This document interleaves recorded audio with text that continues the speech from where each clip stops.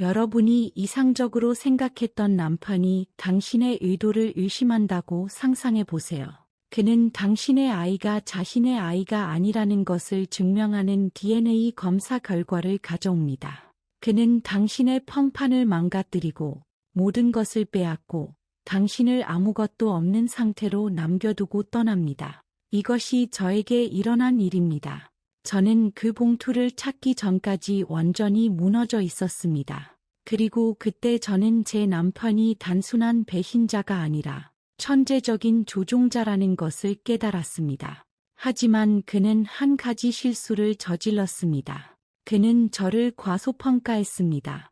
만약 배신은 용서할 수 없으며 끝까지 정의를 위해 싸워야 한다고 생각하신다면 지금 바로 좋아요를 눌러주세요.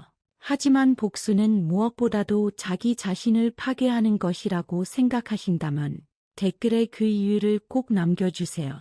그리고 저는 복수할 생각이 없었습니다.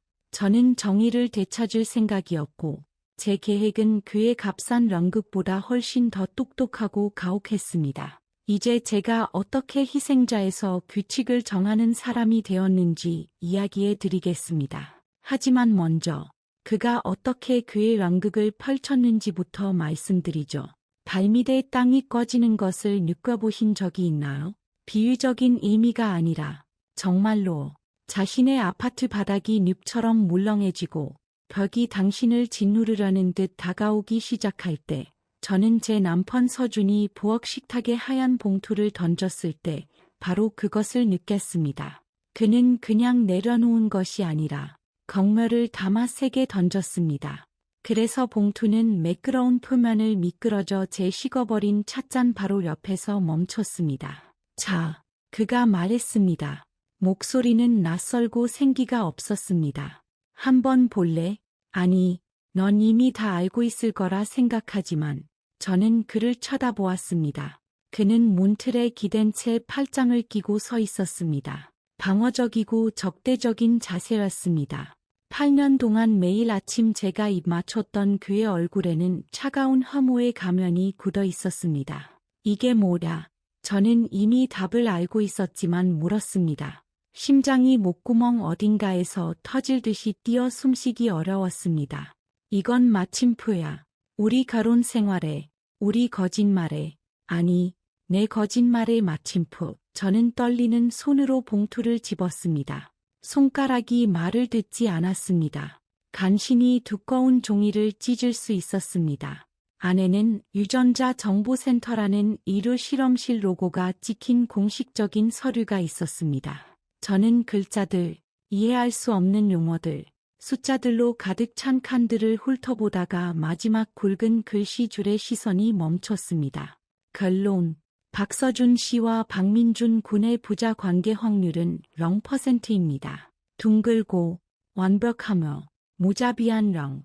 저는 그 줄을 다시 읽고 또 읽었습니다. 내가 꿈을 꾸고 있는 건가? 이건 어떤 나쁘고 잔인한 장난인가? 이건 실수야.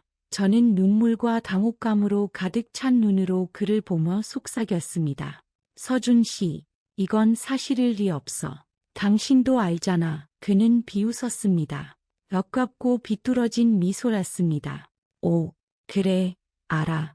이제 알지. 8년 동안 배신자와 함께 살았고 남의 아이를 키웠다는 걸 궁금하네. 넌 처음부터 알았어. 아니면 내가 아무것도 눈치채지 못할 뻔한 바보라고 생각했어? 누구야? 내 전 직장 동료? 어서 부끄러워하지 말고 말해봐. 나는 적어도 내가 나를 배신한 상대의 이름은 알아야겠어. 그의 모든 말은 채찍질 같았습니다. 고통이 저를 덮쳤지만 그 속에서 분노가 끓어올랐습니다. 어떻게 감히? 저는 벌떡 일어섰고 봉투가 바닥에 떨어졌습니다. 어떻게 감히 나에게 그런 식으로 말할 수 있어? 난 당신을 배신한 적 없어. 절대로. 이건 실험실의 실수야. 실수는 없어. 그가 잘라 말했습니다. 내가 그들과 통화했어. 100% 보장한대. 그러니 이제 그만 연극해. 지수야.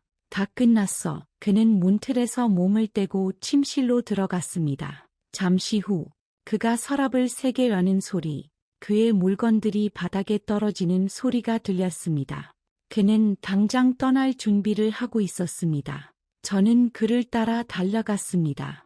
서준 씨, 잠깐만, 우리 얘기 좀 해. 다른 병원에서 다시 검사받을 수 있잖아. 뭐 하러? 그가 돌아섰습니다. 그의 눈은 얼음처럼 차가웠습니다. 내가 또 나를 속일 방법을 찾게? 그만해. 내 거짓말에 진절머리가 나. 그는 옷걸이에서 스포츠 가방을 집어들고 그의 티셔츠와 청바지를 거칠게 쑤셔 넣기 시작했습니다. 이혼 소송할 거야. 이 아파트는 내 거야. 결혼 전에 부모님께 받은 거니까 넌 나가야 해. 일주일 줄게. 양육비는 기대하지 마. 내 노름의 산모를 부양할 생각은 없어. 그리고 이 아이가 내 성을 쓰지 못하게 모든 조치를 취할 거야. 그는 마치 거래 조건을 논의하듯 차분하고 사무적으로 말했습니다. 저는 서서 그를 바라보았고 세상이 무너져 내렸습니다. 제가 8년 동안 쌓아 올린 나의 세상, 사랑하는 남편, 나의 가족, 아늑한 집 이 모든 것이 제로 변하고 있었습니다. 민준이는 어떡하고 저는 뺨을 타고 눈물이 흐르는 것을 느끼며 속삭였습니다. 애한테 뭐라고 말해? 진실을 말해줘. 아빠가 다른 사람이라고. 자기 엄마가 평범한. 그는 말을 끝맺지 않았지만 저는 그의 혀끝에서 맴도는 단어가 무엇인지 알 수 있었습니다. 가방 지퍼를 잠그고 그는 저를 쳐다보지도 않고 출구 쪽으로 지나갔습니다. 잘 있어, 지수야.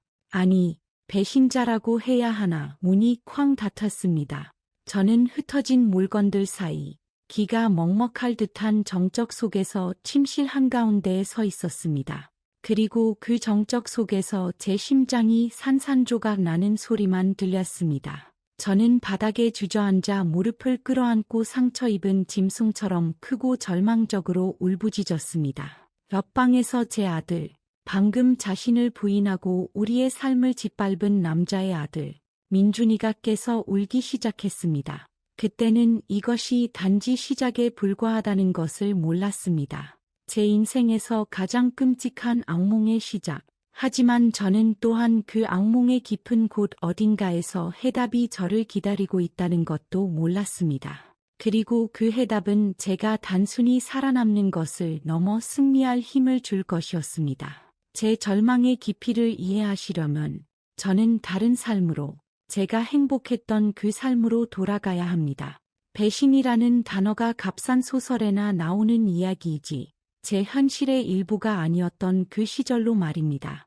저와 서준은 대학교에서 만났습니다. 그는 컴퓨터 공학과에 다녔고 저는 국어국문학과에 다녔습니다. 그는 주목받는 그런 유형의 남자가 아니었습니다. 그는 조롱하고 관찰력이 있으며 가까운 사람들에게만 보여주는 놀랍고 약간은 엉뚱한 유머 감각을 가지고 있었습니다. 저는 그의 신뢰감과 조롱한 힘에 반했습니다. 늘 뜬구름 잡던 소녀였던 저는 그의 곁에서 마치 돌담 뒤에 있는 것처럼 든든함을 느꼈습니다. 그는 저의 닻이었습니다. 우리의 연애는 질투나 걱정적인 장면으로 가득 찬 폭풍 같은 것이 아니었습니다. 그것은 따뜻하고 아늑했습니다. 추운 가을 저녁에 캐시미어 다물처럼 우리는 대학을 졸업하자마자 결혼했습니다. 3년 후 우리에게 민준이가 태어났습니다. 우리의 삶은 완벽했습니다. 네, 바로 그렇게요. 이 말이 얼마나 진부하고 심지어 저속하게 들리는지 알지만 사실입니다. 서준은 IT 보안 분야에서 성공적인 경력을 쌓고 있었습니다. 저는 집과 아들을 돌보았고 여가 시간에는 집 근처 작은 가게에서 플로리스트로 아르바이트를 했습니다. 그것은 저의 취미이자 숨통이며 꽃의 언어로 세상과 소통하는 저의 방식이었습니다. 우리에게는 그가 결혼 선물로 부모님께 받은 넓은 방 2개짜리 아파트가 있었습니다. 차도 있었고 매년 여름 바다로 휴가를 갔습니다. 우리는 사람들이 약간의 부러움으로 쳐다보는 광고 속 바로 그 부부였습니다. 우리는 싸우지 않았습니다. 우리는 대화했습니다. 어떤 문제든 우리 부엌에서 차 한 잔을 마시며 논의되었습니다. 그는 항상 지수야. 우리는 한 팀이야. 가장 중요한 것은 진실을 말하고 서로를 신뢰하는 거야 라고 말했습니다. 그리고 저는 무한히 믿었습니다. 제 자신보다 그를 더 신뢰했습니다. 우리의 완벽한 세계의 첫 번째 균열은 눈에 띄지 않게 나타났습니다. 약 3개월 전, 서준은 다른 사람이 되었습니다. 그는 출장에서 돌아왔는데 부산에서 열린 어떤 큰 사이버 보안 포럼에 다녀왔고 마치 그곳에서 차갑고 스산한 바람을 가져온 것 같았습니다. 저는 그것을 피로 탓으로 돌렸지만 피로는 가시지 않았습니다. 그는 더 과묵해지고 짜증을 잘 내며 예전에는 몇 시간씩 함께 논의하던 자신의 업무 프로젝트에 대해 이야기하기를 멈췄습니다. 그는 늦게 집에 돌아와 노트북에 코를 박고 깊은 밤까지 그렇게 앉아 있었습니다. 우리의 저녁 대화는 사라졌습니다. 서준 씨, 괜찮아. 제가 그에게 차를 가져다 주며 물었습니다. 괜찮아. 그는 화면에서 눈을 떼지 않고 대답했습니다. 그냥 일이 많아서 그래. 새로운 프로젝트인데 아주 중요해. 저는 믿었습니다. 저는 그를 건드리지 않으려고 노력했고 그가 일하기에 편안한 환경을 만들어 주었으며 그가 집에 있을 때는 발소리를 죽여 걸었습니다. 민준이가 시끄럽게 하지 않도록 다른 방으로 데려갔습니다. 저는 이상적이고 이해심 많은 아내였지만 그는 점점 더 멀어져 갔습니다. 그는 출근하기 전에 저를 안아주는 것을 멈췄고 밤에 민준이에게 뽀뽀해주는 것을 멈췄습니다. 가끔 밤중에 깨어나면 부엌에 있는 그의 실루엣을 보았습니다. 그는 그저 창가에 서서 어둠을 바라보며 담배를 피웠습니다. 그리고 나서 사소하고 도끼 있는 전혀 그답지 않은 잔소리가 시작되었습니다.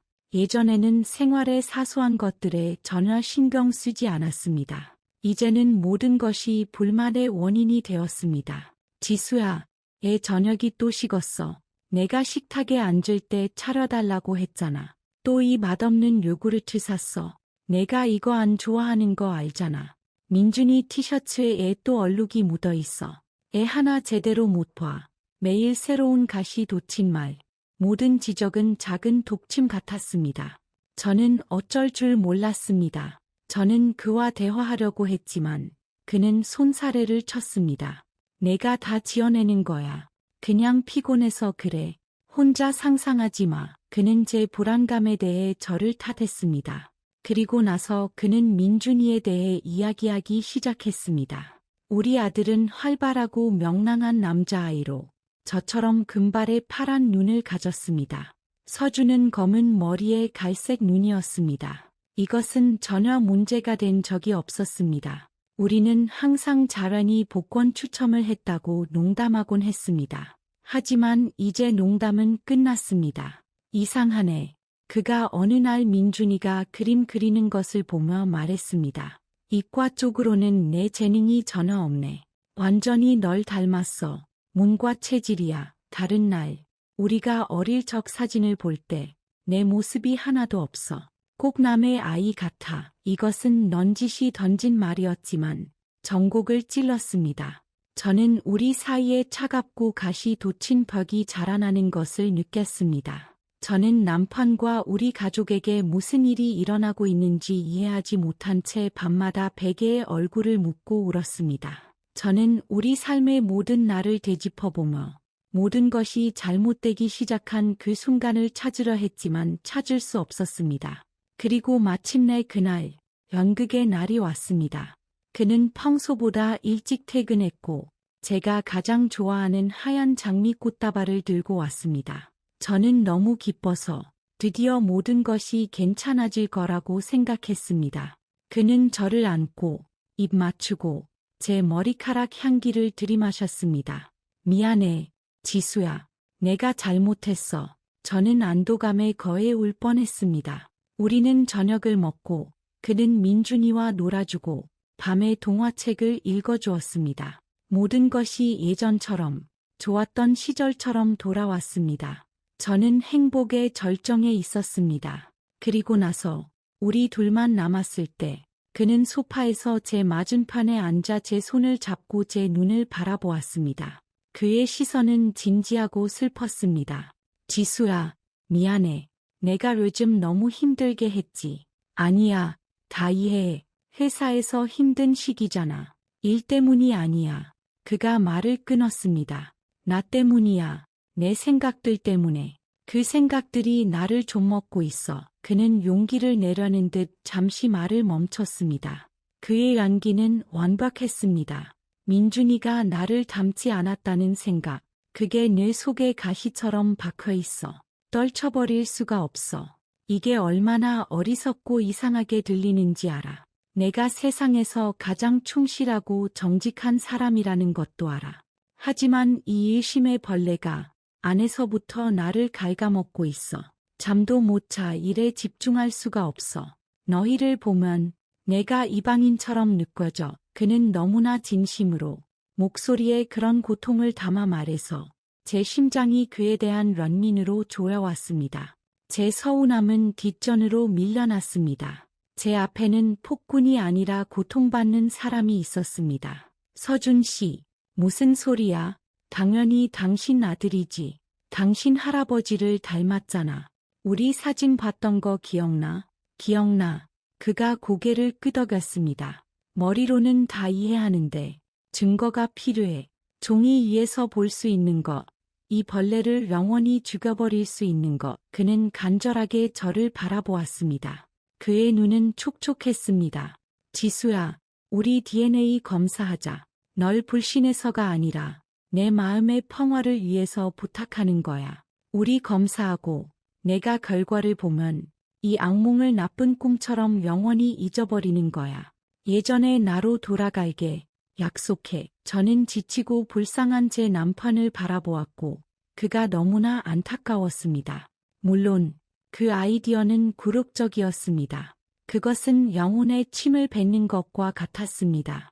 하지만 그것이 우리 가족의 평화를 되찾고 예전의 서준을 되찾는 대가라면 저는 기꺼이 그 대가를 치를 준비가 되어 있었습니다. 저는 제 결백을 절대적으로 확신했습니다. 저는 검사가 100% 부자 관계를 몰아줄 것이고 그러면 그는 자신의 일심에 대해 부끄러워할 것이며 우리의 사랑은 이 시련을 겪은 후에 더욱 강해질 것이라고 알았습니다. 제가 얼마나 순진했는지.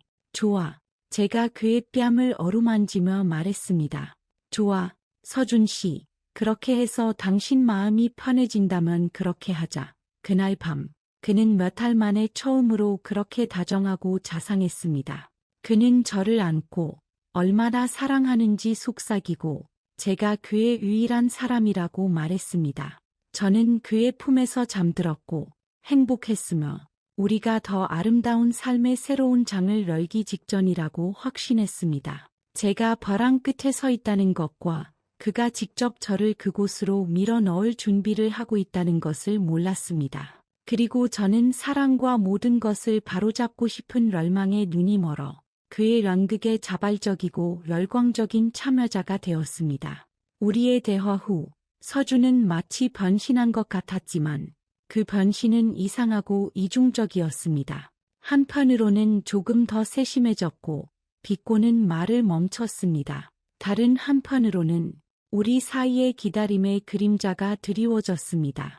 그는 더 이상 검사에 대해 말하지 않았지만 저는 그의 모든 생각이 그것을 중심으로 맴돌고 있다는 것을 느꼈습니다.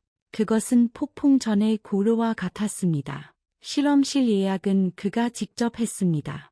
내가 다 알아봤어. 지수야, 걱정 마. 빠르고 아프지 않아. 그냥 볼 안쪽을 면봉으로 긁어내는 거야. 그는 사무적인 배려심으로 말했습니다. 약속한 날. 우리 셋은 함께 그곳으로 갔습니다. 저는 이 굴욕적인 절차를 일종의 모험으로 바꾸려고 노력하며 길 내내 민준이의 손을 잡고 있었습니다. 이제 착한 의사 선생님이 마법 지팡이로 내 침을 채취해서 내가 엄마를 더 닮았는지 아빠를 더 닮았는지 볼 거야. 라고 제잘거렸습니다. 민준이는 킥킥거렸습니다. 서준은 말없이 운전했습니다. 그의 얼굴은 무표정했습니다. 실험실 자체는 살균 소독되어 있고 몸이 건조했습니다. 억지 미소를 띤 간호사는 직업적인 무관심이 느껴졌고 신속하게 절차를 진행했습니다. 민준이는 결국 긴 면봉을 입에 넣자 무서워서 울음을 터뜨렸습니다. 저는 그를 품에 안고 달랬지만 서준은 꿈쩍도 하지 않았습니다. 그는 그저 옆에 있는 이중 나선 구조의 DNA 포스터를 바라보았고 그의 턱은 굳게 다물어져 있었습니다. 그 순간 차가운 오한이 제 등을 스쳐 지나갔습니다.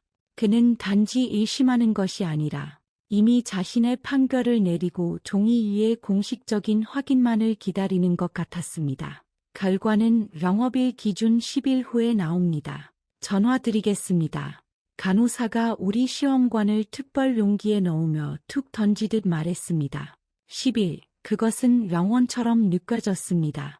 집에서 서준은 다시 입을 닫았습니다. 그의 과시적인 다정함은 사라지고 강조된 냉담함으로 바뀌었습니다. 그는 저와 한 침대에서 자는 것을 멈추고 거실 소파로 옮겼습니다. 널 깨우고 싶지 않아. 어차피 뒤척여서 잠을 잘 못 자. 라고 설명했습니다. 하지만 저는 그것 때문이 아니라는 것을 알았습니다. 그는 저를 피하고 있었습니다. 그는 제 손길, 제 시선을 피했습니다. 그는 자신의 주위에 보이지 않는 럭장을 만들었고 그 럭장은 기대와 의심으로 가득 차 있었습니다. 저는 평소처럼 살려고 노력했지만 그것은 견딜 수 없었습니다. 모든 전화벨 소리에 저는 깜짝 놀랐습니다. 친구들과 만나는 것을 그만뒀습니다. 왜냐하면 그들에게 무슨 말을 해야 할지 몰랐기 때문입니다. 내 이상적인 남편이 나를 배신했다고 의심하며 DNA 검사 결과를 기다리고 있다고 어떻게 설명할 수 있겠습니까? 너무나 부끄러웠습니다. 저는 아무 잘못도 하지 않았는데도 더럽혀지고 종상모략을 당한 기분이었습니다. 열흘째 되는 날 전화가 왔습니다. 제가 부엌에 있을 때 서준의 전화가 울렸습니다. 그는 재빨리 전화를 받아 발코니로 나갔습니다.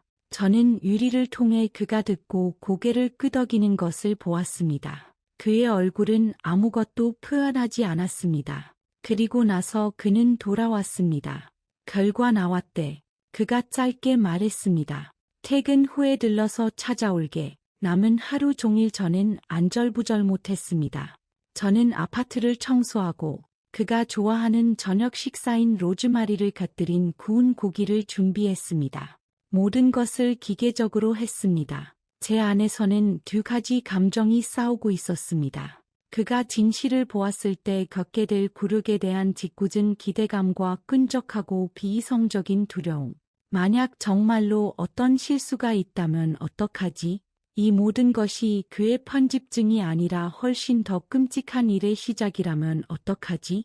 저는 이런 생각들을 떨쳐버리려고 했지만 그것들은 계속해서 되돌아왔습니다. 그는 늦게 돌아왔습니다. 자물쇠에서 열쇠가 돌아가는 소리를 듣고 제 심장이 멎었습니다. 그는 부엌으로 들어와 말없이 식탁에 앉았습니다. 그의 손에는 바로 그 하얀 봉투가 들려 있었습니다. 그는 그것을 서둘러 열지 않았습니다. 그는 마치 폭탄인 것처럼 그것을 바라보며 앉아 있었습니다. 그의 얼굴은 그리스 비극의 배우처럼 비극적이었습니다. 자, 제가 참지 못하고 말했습니다. 열어봐. 이 서커스는 이제 끝내자고. 그는 천천히 저를 쳐다보았습니다. 그의 눈에는 그런 우주적인 슬픔이 담겨 있어서 잠시 동안 저는 그를 믿을 뻔했습니다. 지수야, 난 마지막까지 희망을 가졌어. 그가 속삭였습니다. 이게 실수이길, 내 실수, 내 어리석은 질투이길 기도했어. 하지만 그는 천천히 비극적인 숙명처럼 봉투를 열어 종이 한 장을 꺼냈습니다. 그는 그것을 오래 보지 않았습니다. 그는 단 한 번 흘끗 보고는 어깨가 축 처졌습니다. 그는 참을 수 없는 고통을 겪는 것처럼 눈을 감았습니다. 역시 그랬군. 그가 낮은 목소리로 말했습니다. 그럴 줄 알았어. 그는 종이를 제게 내밀었습니다. 저는 그것을 움켜쥐었습니다. 제 눈은 미친 듯이 줄들을 훑었고 저는 그것을 보았습니다. 결론, 친자 관계 확률 0%. 아니야. 이럴 순 없어. 이건 2조야. 제가 소리쳤습니다. 당신이 위조했어. 예? 그의 목소리는 씁쓸한 아이러니로 가득했습니다. 내가 왜 그런 짓을 하겠어. 지수야, 내 자신의 삶을 망치려고? 난 그냥 진실을 알고 싶었고, 이제 알게 된 거야. 그의 연기는 완벽했습니다. 그는 속아 넘어간 고통받는 남편 역할에 너무나 설득력이 있어서 제 자신에 대한 진실을 아는 저조차도 순간적으로 제 정신 상태를 의심했습니다. 그리고 나서 그의 연극의 다음 막이 시작되었습니다. 그는 전화를 꺼내 전화를 걸기 시작했습니다. 첫 번째 전화는 그의 어머니에게였습니다. 엄마, 안녕하세요. 엄마가 옳았어요. 처음부터 다 보고 계셨구나. 방금 검사 결과를 받았어요. 네, 엄마. 0%예요. 전민준이 아빠가 아니에요. 저는 전화기 저판에서 시어머니가 무언가 소리치고 통곡하는 것을 들었습니다. 아니요, 엄마, 오지 마세요. 제가 지금 갈게요. 더 이상 여기 있을 수가 없어요. 다음 전화는 우리의 공동 친구이자 민준이의 대부인 석진에게였습니다. 석진아, 안녕. 소식이 있어. 내가 내 일심에 대해 말했던 거 기억나? 그게 확인됐어. 난 아빠가 아니야. 나도 충격이야. 그냥 지수가 겉으로 보이는 그런 애가 아니었다는 것만 알아도 그는 우리가 소중히 여기는 모든 사람에게 차례차례 체계적으로 전화를 걸었습니다. 그는 단지 떠나는 것이 아니라 제 주위의 땅을 불태우고 있었습니다. 그는 우리 주변 모든 사람들의 눈에 저를 죄인으로 만들었고 저에게서 어떠한 지지도 빼앗았습니다. 그는 단지 떠나는 남편이 아니라 처벌 작전을 수행하는 전략가였습니다. 그가 전화를 끝냈을 때 그는 일어섰습니다. 부모님 댁에서 잘게. 내일 변호사 보낼게. 이혼 세부 사항을 논의해야 할 거야. 무슨 이혼? 저는 벌떡 일어나 그의 길을 막았습니다. 서준 씨, 멈춰. 이건 미친 짓이야. 미친 짓은 내가 내 등 뒤에서 한 짓이지. 그가 잘라 말했습니다. 그리고 이건 당연한 결말이야. 그는 저를 밀치고 출구로 향했습니다. 저는 그를 따라 달려가 소매를 붙잡았습니다. 민준이는 그냥 그렇게 포기할 거야. 당신은 그 애를 사랑했잖아. 그는 멈춰서서 돌아보았고 그의 눈에서 본 것은 저를 뒷걸음치게 만들었습니다. 그것은 고통이 아니라 경멸과 안도가 섞인 것이었습니다. 마치 마침내 무거운 짐을 벗어 던진 것 같았습니다. 나는 내 아들을 사랑했어. 지수야, 내 배신의 증거가 아니라. 그는 문을 쾅 닫고 떠났습니다. 그리고 저는 제 삶의 폐허 속에서 이조된 DNA 검사 결과지를 손에 들고 이마에 배신자라는 낙인이 찍힌 채 아파트 한가운데에 혼자 남았습니다. 연극은 끝났습니다. 막이 내렸습니다. 그가 떠난 후 첫 며칠은 깨어날 수 없는 악몽과 같았습니다. 세상은 갑자기 거대하고 낯설게 변해버린 우리 아파트 크기로 좁아졌습니다. 정적이 길을 짓눌렀습니다. 저는 유령처럼 방에서 방으로 돌아다니며 일주일 전만 해도 우리 행복의 상징이었던 물건들에 부딪혔습니다. 그가 가장 좋아하던 머그잔, 의자에 잊혀진 스웨터, 벽에 걸린 우리가 바다를 배경으로 셋이서 웃고 있는 사진. 이제 이 모든 것이 다른 사람의 행복한 삶에 대한 영화 세트장처럼 보였습니다. 저는 짓밟히고 파괴되었지만 그가 떠났기 때문이 아니라 그가 떠난 방식 때문이었습니다. 그는 우리의 관계를 단지 끊어버린 것이 아니라 제 펑판, 제 명예, 제 이름을 짓밟았습니다. 전화는 바로 다음 날부터 시작되었습니다. 첫 번째는 시어머니였습니다. 그녀는 소리치지 않았습니다. 그녀는 도끼 가득한 조롱하고 히익거리는 목소리로 말했습니다. 난 내가 내 아들 짝이 아니라는 걸 항상 알고 있었어. 그녀가 수화기에 대고 말했습니다. 너무 조롱하고 너무 속을 알 수 없어. 하지만 이 지경까지 이르다니. 바람 피워서 애를 낳고 그걸 서준이한테 뒤집어 씌우다니. 너한테 신성한 것이라고는 조금이라도 있니? 다시는 우리 가족에게 전화하지 말고 내 아들에게 아빠가 있었다는 사실도 잊어버려. 그 후 친구들이 전화를 걸어왔습니다. 몇몇은 어색하게 동정을 표하려 했지만 그 속에는 비난이 엿보였고 다른 이들은 직접적으로 비난했습니다. 초등학교 1학년 때부터 친구였던 제 가장 친한 친구가 말했습니다. 지수야, 어떻게 그럴 수가 있어? 문제가 있었으면 애 나한테 말 안 했어?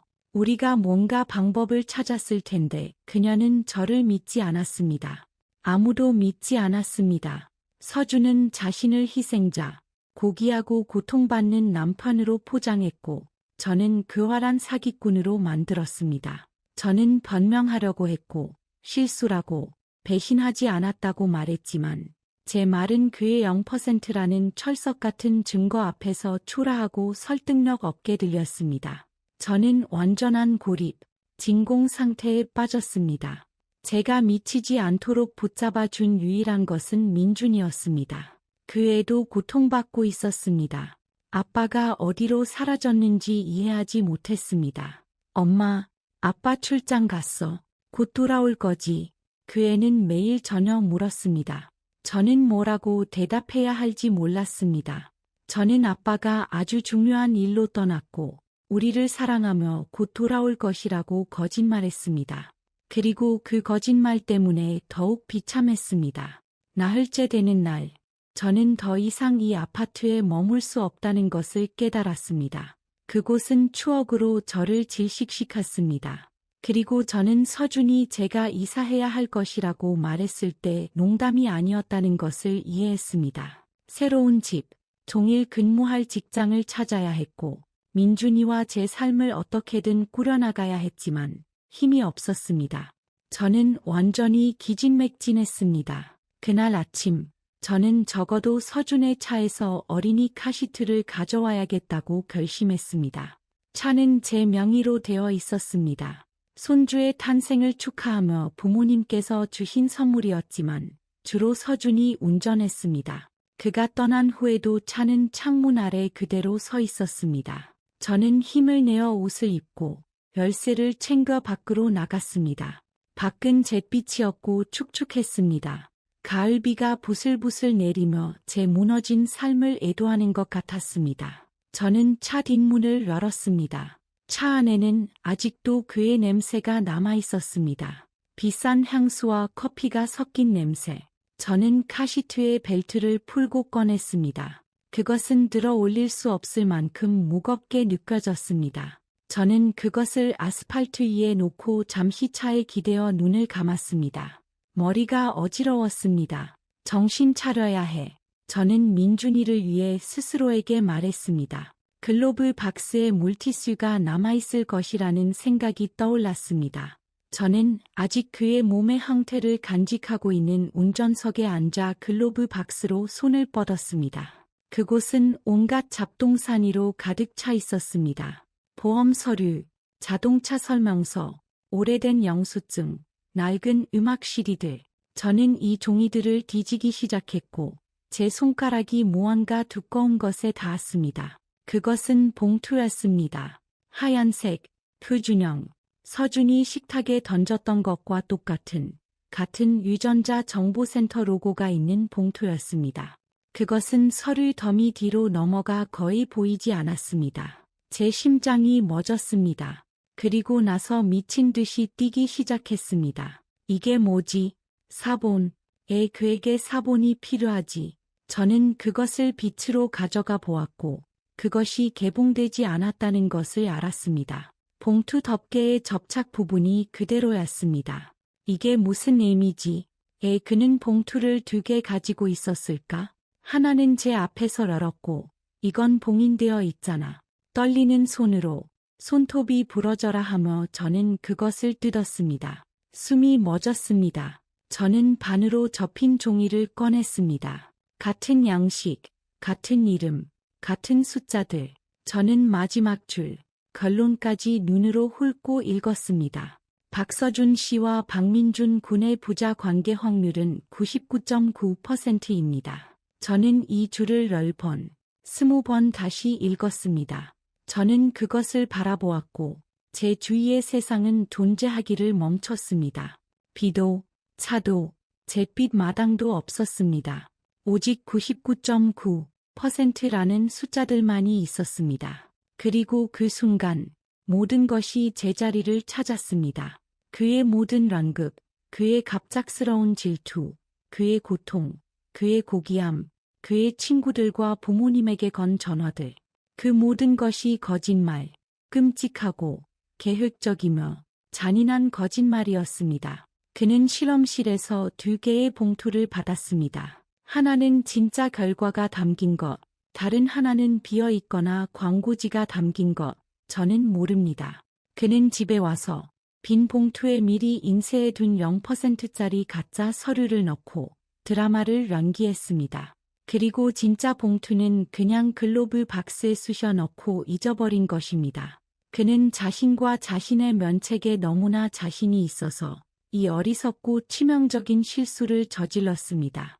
제가 느꼈던 충격은 슬픔이나 분노가 아닌 다른 무언가로 바뀌었습니다. 차갑고 맑고 수정 같은 분노였습니다. 마치 제 안에서 떨고 있던 상처 입은 심장을 꺼내고 그 자리에 얼음 조각을 박아 넣은 것 같았습니다. 눈물은 말랐고 손의 떨림은 멈췄습니다. 저는 차에 앉아 그의 거짓말과 저의 진실, 2장의 종이를 손에 들고 있었습니다.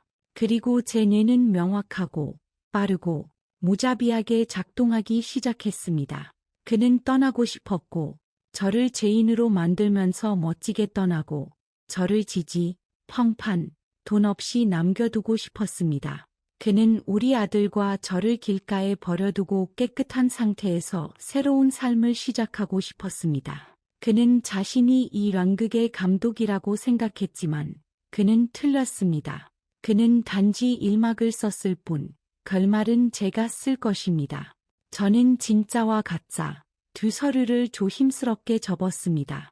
그리고 가방에 넣었습니다. 저는 차에 시동을 걸고 집이 아닌 곳으로 향했습니다. 저는 시내의 한 카페로 가고 있었습니다. 커피를 마시며 차분하고 냉정하게 생각해야 했습니다. 왜냐하면 그가 선포한 전쟁은 아직 끝나지 않았기 때문입니다. 2라운드가 시작되고 있었고 이제 저는 그의 게임의 규칙을 알았습니다. 저는 시내의 작고 아늑한 카페에 앉아 있었습니다. 서준과 제가 주말에 가끔 들르던 곳이었습니다. 지금 그곳은 제게 다른 삶으로 통하는 포털처럼 느껴졌습니다. 창밖에는 여전히 부슬비가 내리고 있었습니다. 사람들은 우산 아래서 각자의 일로 바삐 움직였고 저는 창가 테이블에 앉아 천천히 쓴 에스프레소를 마시며 제 앞에 놓인 2장의 종이를 바라보았습니다.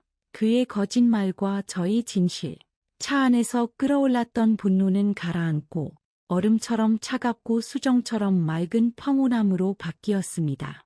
저는 더 이상 희생자가 아니었습니다. 저는 손에 무기를 쥔 사람이었고 그것을 사용할 생각이었습니다. 하지만 그가 예상했을 법한 방식은 아니었습니다. 저는 소리를 지르며 그에게 쳐들어가 폭로할 생각이 없었습니다. 그것은 너무 단순하고 너무 예측 가능했습니다. 그는 또다시 저를 진실을 받아들이지 못하는 히스테리 환자로 몰아갈 것입니다. 아니요. 저는 그의 게임에 참여하되 제 규칙대로 해야 했습니다. 저는 스스로에게 시간을 주었습니다. 3일 동안 저는 정신을 차리고 산산조각 난 제 의지를 하나씩 모았습니다. 저는 걱정하는 엄마의 전화에 답하며 서준과 그냥 크게 싸워서 잠시 떨어져 살기로 했다고 거짓말했습니다. 저는 민준이와 놀아주고 책을 읽어주고 함께 산책하며 그 애가 제 내면의 얼음 같은 냉기를 느끼지 않도록 노력했습니다. 저는 관찰하고 생각하고 준비했습니다. 저는 그가 허공으로 떠나지 않았다는 것을 알았습니다. 서준처럼 자신의 떠남을 그렇게 치밀하게 계획하는 남자들은 항상 누군가에게로 갑니다. 그들에게는 이미 예비 비행장이 마련되어 있습니다. 제 첫 번째 임무는 그녀가 누구인지 알아내는 것이었습니다. 저는 그의 소셜미디어를 해킹하거나 미행을 하지 않았습니다. 저는 더 섬세한 방법을 택했습니다. 저는 그의 회사 이메일에 접속했습니다. 비밀번호는 알고 있었습니다. 우스꽝스러울 정도로 간단했습니다. 지수민준 2016분. 운명의 아이러니였습니다. 저는 최근 몇 달간의 그의 이메일을 훑어보고 찾아냈습니다. 그녀의 이름은 최수현이었습니다. 그녀는 그의 회사 옆 부서의 팀장이었습니다. 그들의 대화는 처음에는 순전히 업무적이었지만 곧 어조가 바뀌었습니다. 추파, 칭찬, 암시, 그리고 나서 바로 그 출장지에서의 만남에 대한 직접적인 약속들. 저는 그들의 메시지를 읽었지만 질투심은 들지 않았습니다. 저는 종양을 연구하는 의과의사의 차가운 호기심만을 느꼈습니다. 저는 소셜미디어에서 그녀의 프로필을 찾았습니다. 아름답고 잘 가꾸었으며 자신감 넘치는 30대 여성. 그녀의 페이지에는 비싼 레스토랑, 전시회, 여행 사진이 가득했지만 남자에 대한 암시는 하나도 없었습니다. 그녀는 자유로웠고 분명히 성공적이고 유망한 서준을 목표로 삼고 있었습니다. 바로 그들의 대화에서 저는 제 추측에 대한 확신을 찾았습니다. 그가 그녀에게 썼습니다. 조금만 더 참으면 돼. 곧 지수 문제를 해결할 거야. 모두에게 최대한 고통 없이 해결할 방법을 생각해냈어. 스캔들이나 추잡한 건 원치 않아. 그냥 문명적으로 헤어질 거야. 문명적으로. 그는 자신의 끔찍한 연극을 이 단어로 불렀습니다. 저는 몇 개의 스크린샷을 찍었지만 그에게 제시하기 위해서가 아니었습니다. 그것들은 제가 누구를 상대하고 있는지 상기시키기 위한 것이었습니다. 나흘째 되는 날, 저는 준비가 되었습니다. 저는 그의 휴대폰으로 전화를 걸었습니다. 여보세요. 그의 목소리는 차갑고 사무적이었습니다. 서준 씨, 나야. 우리 만나서 얘기 좀 해야겠어. 이혼 조건에 대해서. 내 변호사가 연락할 거라고 말했잖아. 아니, 제가 잘라 말했습니다. 제 목소리는 차분하고 단호했습니다. 눈물도, 히스테리도 없었습니다. 당신과 직접 얘기하고 싶어. 그게 당신한테도 이로울 거야. 수화기 너머로 잠시 침묵이 흘렀습니다. 저는 그가 얼마나 놀랐는지 느낄 수 있었습니다. 그는 애원, 비난, 눈물을 예상했지만 강철 같은 목소리를 들었습니다. 좋아. 그가 마침내 말했습니다. 언제 어디서?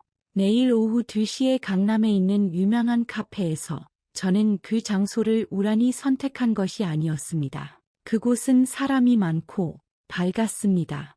거기서는 소란을 피울 수 없었습니다. 이것은 비즈니스 미팅이 될 것입니다. 다음 날, 저는 15분 일찍 도착했습니다. 구석 자리를 골랐습니다. 저는 제 최고의 드레스, 단순하고 우아한 짙은 남색 드레스를 입었습니다.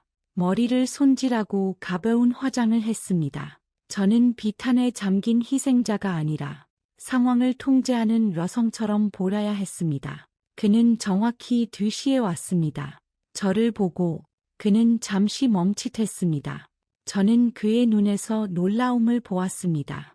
그는 눈물에 젖고 헝클어진 늘어난 스웨터를 입은 여자를 볼 것으로 예상했지만 차분하고 자신감 넘치는 낯선 여자를 보았습니다. 그는 맞은편에 앉았습니다. 좋아 보이네. 그가 말했고 그것은 칭찬이 아니라 사실의 확인이었으며 그를 당황하게 만든 것 같았습니다. 고마워. 당신도. 제가 대답했습니다. 웨이터가 메뉴를 가져왔습니다. 우리는 말없이 커피를 주문했습니다. 긴장감은 거의 만져질 듯했습니다. 그가 먼저 시작하기로 주도권을 잡기로 결심했습니다. 자, 지수야. 내가 이 문제에 건설적으로 접근하기로 해서 기뻐. 내가 힘들다는 건 이해하지만 이게 모두에게 더 나을 거야. 나는 준비됐어. 조용히 해, 서준 씨. 제가 부드럽지만 단호하게 그의 말을 끊었습니다. 이제 내가 말할 차례야. 그는 다시 놀라며 침묵했습니다. 저는 커피를 한 모금 마셨습니다. 이혼에 대해 다투지 않을 거야.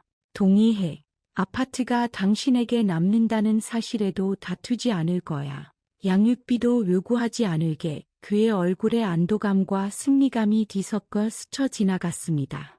그는 이겼습니다. 그가 원했던 모든 것을 얻었습니다.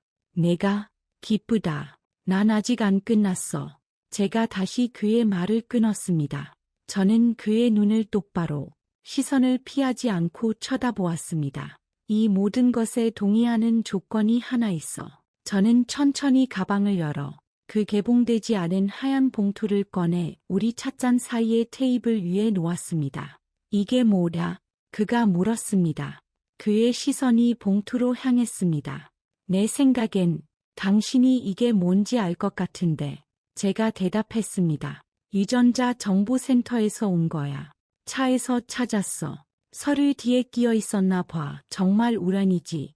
안 그래? 저는 그의 얼굴에서 핏기가 가시는 것을 보았습니다.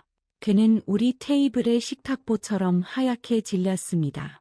그의 자신감, 그의 거만한 태도, 이 모든 것이 순식간에 사라졌습니다.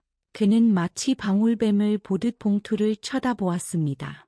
서준 씨, 저는 목소리를 낮추고 테이블 너머로 그에게 몸을 기울였습니다.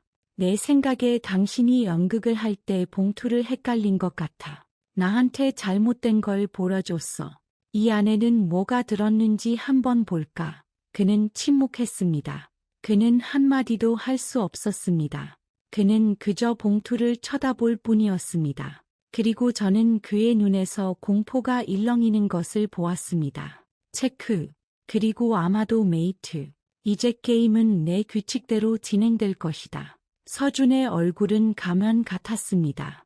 그는 테이블 위에 하얀 봉투를 응시하며 완전히 미동도 없이 앉아 있었습니다. 그의 평소의 자신감, 그의 거만한 미소는 모두 사라졌습니다. 남은 것은 창백한 피부, 굳게 담은 입술, 그리고 눈 속의 공포뿐이었습니다. 그는 잡았습니다. 어리석고 우스꽝스럽게 자신의 자만심 때문에 잡힌 것입니다. 그는 모든 것을 세세하게 계획했다고 생각했지만 한 가지 세부 사항을 놓쳤습니다. 그리고 그 세부 사항이 지금 우리 사이에 놀아 그의 새롭고 치밀하게 계획된 삶을 산산조각 낼 준비를 하고 있었습니다. 무슨 말인지 모르겠어. 그가 마침내 목이 쉰 소리로 말했습니다. 그의 목소리는 거의 들리지 않았습니다. 정말, 저는 비웃었습니다. 여러 날 만에 처음으로 저는 고통이 아닌 힘을 느꼈습니다. 내 생각엔 당신은 모든 것을 완벽하게 이해하고 있는 것 같은데, 당신은 똑똑하잖아. 서준 씨, 항상 모든 것을 계산하잖아. 아마 이 계획도 계산했겠지. 나를 얼마나 흑화적으로 비난할지, 얼마나 멋지게 떠날지, 어떻게 책임을 피할지. 훌륭한 콤비네이션이야. 하지만 한 가지 계산 착오를 했어. 당신은 나를, 그리고 당신 자신의 부주의를 과소평가했어. 저는 봉투를 손에 들고 돌려보았습니다. 이 안에 뭐가 들었을지 궁금하네. 어떻게 생각해? 여기도 0%일까? 아니면 어쩌면 진실이 담겨 있을까? 그는 침을 꿀꺽 삼키며 침묵했습니다. 이걸 열지 않을 거야. 저는 봉투를 다시 가방에 넣으며 말했습니다. 아직은. 나도 스캔들은 원하지 않아. 서준 씨, 나도 당신처럼 문명적으로 헤어지고 싶어. 하지만 내 문명적인 이혼의 조건은 당신 것과 좀 달라. 저는 그의 당혹감, 그의 두려움을 즐기며 커피를 한 모금 더 마셨습니다. 저는 마치 비즈니스 계약 조건을 논의하는 것처럼 차분하고 거의 감정 없이 말했습니다. 자, 첫 번째, 아파트. 그래, 그건 당신 거야. 결혼 전 재산이지. 하지만 거기에는 당신의 미성년자 아들이 등록되어 있고 내가 그 애와 함께 있어. 법적으로 당신은 우리를 그냥 길거리로 내쫓을 수 없어. 하지만 우리는 합의할 수 있어. 당신이 아파트를 민준이에게 완전히 증여하는 거야. 그 대가로 나는 다른 공동재산, 예를 들어 당신에게 상당한 증권 계좌에 대해 어떤 권리도 주장하지 않을게. 당신 생각에 내가 모를 거라고 생각했던 그 계좌 말이야. 그의 눈이 커졌습니다. 그는 제가 그의 금융 문제에 대해 알고 있을 거라고 생각하지 못했습니다. 그는 항상 저를 숫자의 세계와는 거리가 먼 순진한 국문학도로 여겼습니다. 두 번째, 저는 그가 정신을 차릴 틈도 주지 않고 계속했습니다. 내가 당신에게 바친 내 인생 8년, 내 짓밟힌 이름, 그리고 지난주 당신이 나를 걷게 한 그 지옥에 대한 보상. 나는 자잘하게 굴지 않을 거야. 1억 원, 일시불로. 당신 같은 IT 임원 수준이라면 감당할 수 있는 금액이라고 생각해. 이건 내 침묵에 대한 대가야. 미쳤어. 그에게서 말이 터져 나왔습니다. 내가 그 돈을 어디서 구해? 그건 당신 문제야. 서준 씨 뭘 팔든, 대출을 받든, 당신의 수연 씨에게 부탁하든. 아, 그나저나 그녀에게 안부 전해줘. 그녀의 소셜미디어를 보니 성공하고 관대한 남자를 좋아하는 것 같던데. 그녀의 새로운 연인이 거짓말쟁이일 뿐만 아니라 좀스럽고 탐욕스러운 사기꾼이라는 사실을 알게 되면 좋아하지 않을 것 같네. 수현의 이름이 언급되자 그는 움찔했습니다. 그것은 결정타였습니다. 그는 제가 모든 것을 알고 있다는 것을 깨달았습니다. 그리고 세 번째, 저는 마지막 일격을 가했습니다. 가장 중요한 것, 당신은 민준이에 대한 친권을 자발적으로 공증된 포기각서에 서명해야 해. 뭐? 그가 공포에 질려 저를 쳐다보았습니다. 그건 못해. 그 애는 내 아들이잖아. 사실은 저는 아이러니하게 눈썹을 치켜 올렸습니다. 며칠 전만 해도 당신은 그 애가 당신 성을 쓰는 걸 원치 않는다고 소리쳤잖아. 당신은 이미 그 애를 부인했어. 서준 씨 공개적으로, 당신 부모님 앞에서, 우리 친구들 앞에서. 그리고 나는 내 아들에게 그런 아버지가 있는 걸 원치 않아. 그런 비열한 짓을 할 수 있는 아버지 말이야. 나는 당신이 그의 삶에 나타나서 일요일마다 와서 사랑 많은 아빠인 척하는 것을 원치 않아. 민준이는 더 나은 대우를 받을 자격이 있어. 그는 진실을 알 자격이 있어. 그리고 진실은 그의 아버지가 겁쟁이이고 배신자라는 거야. 그러니 당신은 우리 삶에서 영원히 사라지는 거야. 이게 당신의 자유에 대한 대가야. 저는 의자 등받이에 기댔습니다. 생각할 시간은 일주일 줄게. 그리고 이 모든 걸 처리할 변호사를 찾아. 일주일 후에 당신의 동의를 받지 못하면 이 봉투는, 저는 제 가방을 톡톡 쳤습니다. 열리게 될 거야. 하지만 내가 아니라 판사에 의해서. 새로운 법원 감정을 위한 신청서와 당신이 수현 씨와 나눈 감동적인 대화 스크린샷과 함께 말이야. 당신의 그 문명적인 계획을 아주 화려하게 묘사한 그 대화. 당신의 보안 분야 경력에 그다지 도움이 되지 않을 거라고 생각해. 그리고 당신의 새로운 사랑에도 마찬가지고. 선택은 당신 몫이야. 서준 씨. 저는 일어나서 제 커피 값을 테이블에 남겨두었습니다. 당신 전화 기다릴게. 저는 돌아서서 뒤돌아보지 않고 출구로 걸어갔습니다. 저는 등에 꽂히는 그의 시선, 공지에 몰린 짐승의 시선을 느꼈습니다. 저는 기쁨도 고소함도 느끼지 못했습니다. 오직 차갑고 씁쓸한 만족감뿐이었습니다. 저는 복수하지 않았습니다. 저는 정의를 회복하고 있었습니다. 저와 제 아들에게 마땅히 속한 것을 되찾고 있었습니다. 그는 3일 후에 전화했습니다. 그의 목소리는 낮고 패배에 찬 것이었습니다. 그는 모든 것에 동의했습니다. 서류 처리 과정은 약 한 달이 걸렸습니다. 우리는 공증인 사무실과 은행에서만 만났습니다. 그는 제 눈을 쳐다보지 않았습니다. 그는 말없이 서류에 서명하고 열쇠를 건네고 돈을 이체했습니다. 그는 자신의 자유, 자신의 평판, 방해 없이 새로운 삶을 시작할 권리를 사고 있었습니다. 그리고 그 대가는 그가 예상했던 것보다 훨씬 높았습니다. 반년이 지났습니다. 저와 민준이는 우리 아파트에서 살고 있습니다. 우리의 아파트에서 저는 리모델링을 하고 지난 삶을 떠올리게 하는 모든 낡은 가구를 버렸습니다. 저는 꽃집을 그만두고 조경 디자인 과정에 등록했습니다. 제가 오랫동안 꿈꿔왔던 것입니다. 서준에게서 받은 돈이 제게 이 기회를 주었습니다. 그것은 새로운 삶을 위한 저의 종잣돈이었습니다. 가끔 그에 대한 소문이 들려옵니다. 이제는 죄책감에 찬 눈으로 시선을 피하며 다시 저와 인사하는 공동 지인들을 통해서 그의 수환과의 로맨스는 오래가지 못했습니다. 듣자 하니 그녀는 자신의 성공한 남자가 이혼 후에 그다지 성공적이지 못하게 된 것을 받아들일 수 없었다고 합니다. 그는 저에게 돈을 갚기 위해 빚더미에 올랐습니다. 그는 직장에서 신뢰를 잃었습니다. 그는 혼자 남았습니다. 저는 그것에 대해 아무것도 느끼지 않습니다. 그는 스스로 자신의 길을 선택했습니다. 그는 그토록 원했던 자유를 얻었지만 그것으로 무엇을 해야 할지 아직 깨닫지 못한 것 같습니다. 가끔 민준이를 재우며 저는 그의 밝은 머리카락, 그의 평온한 얼굴을 봅니다. 그는 아버지가 어떤 연극을 펼쳤는지 결코 알지 못할 것입니다. 그는 단지 아빠가 다른 도시로 일하러 가서 아주 바쁘다고만 알고 있습니다. 어쩌면 언젠가 그가 자라면 제가 그에게 진실을 말해줄지도 모릅니다. 아니면 그러지 않을 수도 있습니다. 가끔 저는 생각합니다. 만약 내가 그 두 번째 봉투를 찾지 못했다면 어땠을까? 저는 배신자라는 낙인이 찍힌 채 제가 저지르지 않은 일에 대해 스스로를 미워하며 살았을 것입니다. 타인의 거짓말이 얼마나 우리의 현실, 우리 자신에 대한 믿음을 바꿀 수 있을까요? 알고 보니 완전히 바꿀 수 있었습니다.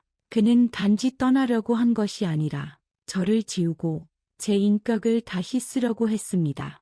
저를 그 자신의 배신에 대한 죄인으로 만들면서 말입니다. 이것은 사람이 책임을 피하기 위해 얼마나 비열해질 수 있는지 생각하게 만듭니다. 여러분은 제 입장이었다면 어떻게 하셨을까요? 모든 사람이 진실을 알도록 공개적인 폭로를 하셨을까요? 아니면 조용하고 냉정한 계산이었던 제 방법이 더 옳았을까요? 댓글에 여러분이라면 어떤 길을 선택했을지 써주세요.